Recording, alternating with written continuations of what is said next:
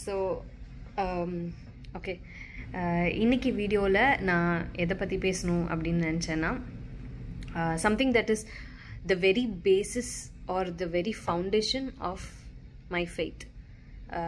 கிறிஸ்டியன்ஸோட ஃபெய்த்துக்கு வந்து அஸ்திபாரமே இதுதான், பேசிஸே இதுதான். இதன் மூலமாக தான் நமக்கு ஒரு ஃபெய்த் லைஃப்குள்ளே நம்ம இருக்கோம் அப்படின்றதுக்கு நம்ம வந்து சொல்ல முடியும், உறுதியாக சொல்ல முடியும்.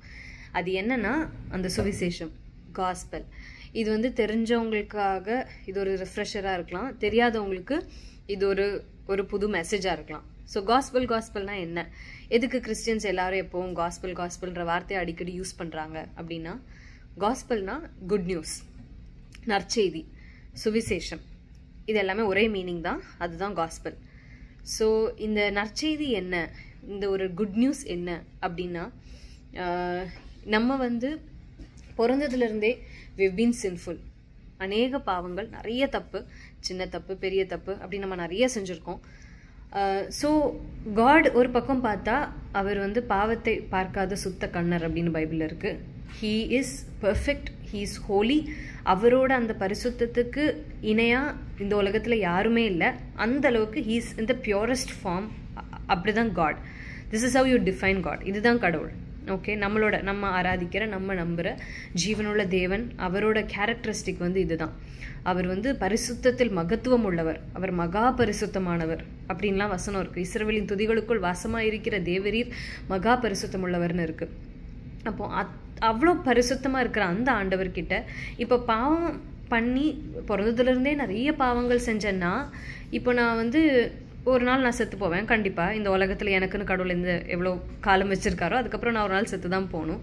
ஸோ செத்து போனதுக்கப்புறம் நான் வந்து பரலோகத்துக்கு போவேன் அப்படின்னா, மேபி நான் நல்ல காரியங்களும் நிறைய செஞ்சுருக்கலாம். பட் கண்டிப்பாக நான் பண்ணதை பார்க்கும்போது, மொத்தமாக பார்க்கும்போது நான் பண்ணியிருக்கிற பாவம் பெருசாக இருக்கும். நான் சின்ன பாவம் பண்ணாலும் அது கடவுளோட பார்வையில் வந்து பாவம் தான். நம்ம மனுஷங்களுக்குள்ளே நம்ம ஜஸ்டிஃபை பண்ணிக்கலாம், இது வந்து ஓகே எல்லாரும் பண்ணுறது தான், இது நார்மல் தான், இது மாதிரி நான் மட்டுமா இருக்கேன், நிறைய பேர் இருக்காங்க அப்படின்லாம் நம்ம ஜஸ்டிஃபை பண்ணலாம். பட் அவர் முன்னாடி வந்து பாவம் தான், ரூல் தான், லா தான். இதுதான் அவர்.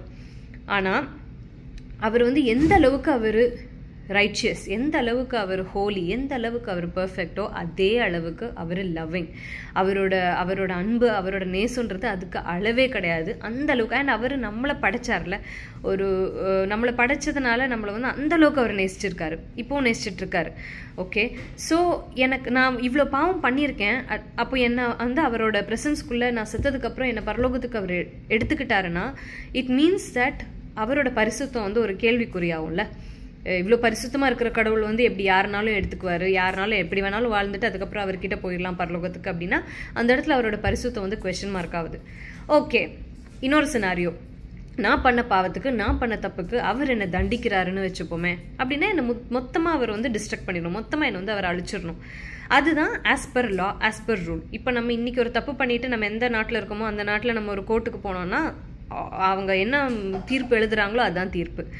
அதில் வந்து நான் வந்து இல்லை இவ பாவம், இவ கொஞ்சம் நல்லதும் பண்ணியிருக்கா அப்படின்னு என்னை விடுவாங்களா? நான் ஏதாவது தப்பு பண்ணி போனேன்னா? இல்லைன்னா இல்லை சரி பாவம் இவளுக்கு வந்து வேறு பசங்க இருக்காங்க, கல்யாணம் ஆயிடுச்சு, ஃபேமிலி இருக்குது அப்படின்னு விடுவாங்களா? இல்லை, நான் ஒரு தப்பு பண்ணியிருக்கேன்னா அதுக்கான தண்டனையை நான் அனுபவிச்சு தான் ஆகணும். அதே மாதிரி தான் அவரோட சந்நிதியில் நம்ம போய் இருக்கும்போது, அவரோட சிங்காசனத்துக்கு முன்னாடி நிற்கும்போது என்னோட பாவத்துக்கு ஏற்ற மாதிரி அவர் எனக்கு பதில் கொடுக்கணும்னா அவர் என்னை அழிச்சே ஆகணும். ஆனால் அவர் எந்த அளவுக்கு அவர் நீதிபதியோ, எந்த அளவுக்கு அவர் நியாயாதிபதியோ, எந்த அளவுக்கு அவர் பரிசுத்தரோ அதே அளவுக்கு அவர் வந்து என்னை நேசிக்கிற ஒரு நல்ல தகப்பனும் தாயும் எல்லாமும் அவர் இருப்பார். அந்த அளவுக்கு நேசிக்கிற ஒரு ஆண்டவர். அப்போ அதனால தான் அவரோட பிளான் ஆஃப் சால்வேஷன் தான் இந்த காஸ்பல். தன்னோட சொந்த குமாரனை இந்த மாதிரி பூமிக்கு அனுப்பி, இதுதான் அவரோட இருதயம்ன்றதை புரிய வைக்கிறதுக்கு, நமக்கு காமிக்கிறதுக்காக, அவர் யாருன்றதை நமக்கு ரிஃப்ளெக்ட் பண்ணுறதுக்காக கடவுளோட வார்த்தை வந்து ஃப்ளெஷ் ஆகி இந்த மாம்சமாகி இந்த பூமிக்கு வந்தது. அதுதான் ஜீசஸ் கிரைஸ்ட். இவர் வருவாருன்றது அத்தனை ஆயிரம் வருஷத்துக்கு முன்னாடியே அவர் சொல்லிட்டாரு. நமக்கு பழைய ஏற்பாடில் ஆல்ரெடி சொல்லிட்டாங்க, மேசியா வருவார், இந்த டைமில் இப்படி தான் வருவார், அவர் இதுதான் பண்ணுவார் அப்படின்னு. அவர் எதுக்காக வர்றாருன்னு, உன்னுடைய பாவத்தை சுமந்து தீர்க்கிற பலியாக வராரு. ஏன்னா பாவத்தின் சம்பளம் மரணம். என்னோட பாவத்துக்கு உள்ள எனக்கு கிடைக்க வேண்டிய சம்பளமான மரணத்தை, ஆக்கினைய அவர் இயேசு கிறிஸ்து மேலே வச்சாரு. இயேசு கிறிஸ்து எனக்காக இது சுமந்து தீர்த்தாரு. ஓகே, ஸோ என்னோட பாவத்துக்கு ஒரே பலி. நான் வருஷம் வருஷம் போய் பலி செலுத்த வேண்டிய தேவையில்லை. நான் வருஷம் வருஷம் போய் எங்கேயும் போய் யாருக்கும் காணிக்கோ எதுவோ கொடுக்கறதுக்கு தேவையில்லை.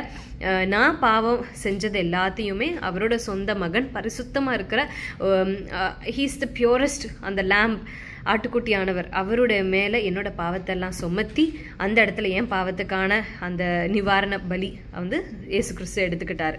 அதனால இப்போ நான் இதை விசுவசிச்சேன்னா, எனக்காக அவர் தந்திருக்கிற இந்த ரட்சிப்பை நான் விசுவசிச்சு என்னோட பாவத்துக்கு எல்லாத்துக்கும் எனக்கு வந்து ஒரு ஒரு ஒரு நிவாரணம் கிடைச்ச மாதிரி தான் நான் வந்து கடவுளை நம்புறேன், ஜீசஸ் கிரைஸ்ட்டை நம்புறேன். என்னோட ஃபெய்த் வந்து ஜீசஸ் கிரைஸ்ட் மேலே, ஆண்டவர் மேலே நான் வைக்கிறேன். ஸோ இதுதான் காஸ்பல். அப்போ என்னோட பாவம் எல்லாம் மன்னிக்கப்பட்டுருச்சு, எனக்கும் கடவுளுக்குமான ஆக்சஸ் இப்போ இருக்கு. ஸோ த்ரூ ஜீசஸ் கிரைஸ்ட் மூலமாக என்னால் கடவுள் கூட போக முடியும். கடவுளோட அந்த ஒரு ப்ரெசன்ஸில் என்னால் நாளைக்கு இங்கேருந்து இந்த உலகத்துலேருந்து போனதுக்கப்புறம் என்னால் கடவுள் கூட இருக்க முடியும் அப்படின்ற அந்த ஹோப், இந்த ஃபெய்த், இதெல்லாம் தான் அஸ்திபாரம், இதெல்லாம் தான் ஃபவுண்டேஷன். ஸோ ஒரு கிறிஸ்டியன் லைஃப்பில் இந்த காஸ்பல், இந்த நற்செய்தி, அவர் சிலுவையில் மறிச்சது, என் பாவத்துக்காக மறிச்சது, இப்போ இன்னைக்கு நான் வந்து நல்லபடியாக நான் வாழ்வேன். ஓகே, எனக்கு ஒரு தடவை அவர் ரட்சிக்கப்பட்டுட்டேன்னா அதுக்காக முடிஞ்சுது, அதுக்கப்புறம் நான் எப்படினாலும் இருக்கலாம் அப்படின்ற அர்த்தம் இல்லை. அதுக்கப்புறம் ஒவ்வொரு நாளும் நான் அவருக்கு பிடிச்ச மாதிரி வாழணும், அவர் சொல்கிற மாதிரி வாழணும், அவரோட வார்த்தைக்கு கேட்டு அதுபடி நான் வாழணும். இது எதனாலனா எனக்கு பயம் இல்லை. நான் நாளைக்கு ஐயோ எனக்கு தீல போட்டுருவாரு, ஐயோ நரகத்தில் போட்டுருவாருன்னு பயம்னால இல்லை. அவர் என் மேலே இவ்வளோ நேசம் வச்சிருக்காரு அந்த அன்பின் நிமித்தமாக. Because I love him, I will obey him. இதுதான் என்னோட வாழ்க்கை. ஸோ காஸ்பல்ன்றது ஒரு 5-6 நிமிஷத்தில் சொல்லணும்னா இதுதான் காஸ்பல், இதுதான் basis.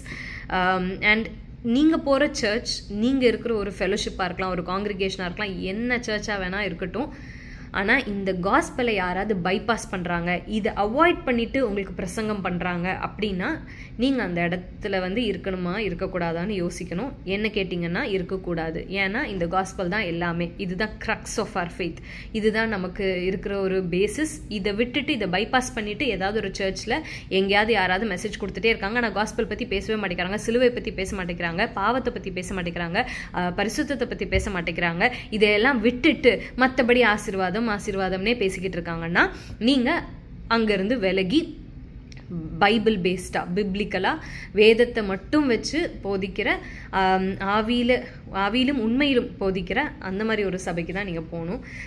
So gospel can not be bypassed in a Christian life. That's like one sentence from me. And இந்த வீடியோ யூஸ்ஃபுல்லாக இருக்குன்னு தோணுச்சுன்னா நீங்கள் ஃபெய்த்தில் இருக்கிற உங்கள் ஃப்ரெண்ட்ஸ் கூட ஷேர் பண்ணுங்கள். அண்ட் இன்னும் நான் என்ன மாதிரி டாபிக்ஸ்லாம் ஷேர் பண்ணலாம் அப்படின்றதும் எனக்கு கண்டிப்பாக கமெண்ட்டில் சொல்லுங்கள். உங்களோட understanding of gospel or how gospel is impacting in your life அப்படின்றதையும் எனக்கு கமெண்ட்டில் சொல்லுங்கள். God bless you.